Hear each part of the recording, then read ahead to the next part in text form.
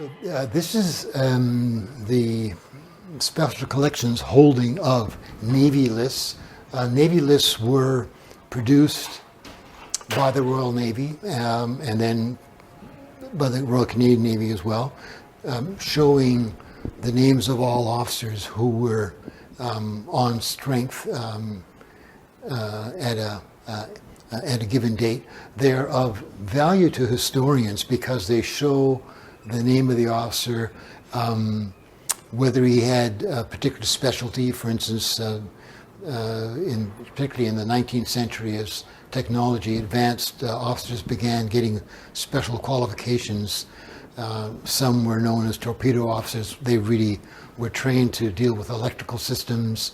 Others were gunnery officers. They were given special training on naval ordnance. More recently, there was a navigation specialty created. So it shows these special qualifications. It shows where the officer was serving at a given time, so you can look at the name of a ship. For instance, if you're looking at HMS Plumper on the Pacific Station, you can see who was serving in her at a given time. The earliest Navy list we have in our collection is, I think, from 1788. We've also got a tiny little volume from 1803, which is kind of fascinating because it shows Admiral Nelson as a flag officer. In those early Navy lists were really printed commercially, but starting in the 19th century, the Royal Navy started issuing or started having these produced by the Admiralty. And of course, if you're interested in wartime events, they're of great interest because you can find out. Here we have Navy lists from 1915, 1916, 1917, 18.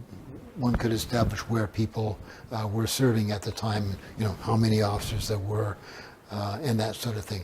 The Canadian Navy started producing Navy lists quite early, 1911, and we have quite a good collection here. They were phased out again when the Canadian forces were unified in the 60s. I think the last one that we've got here is 1968. So a unique archive of information.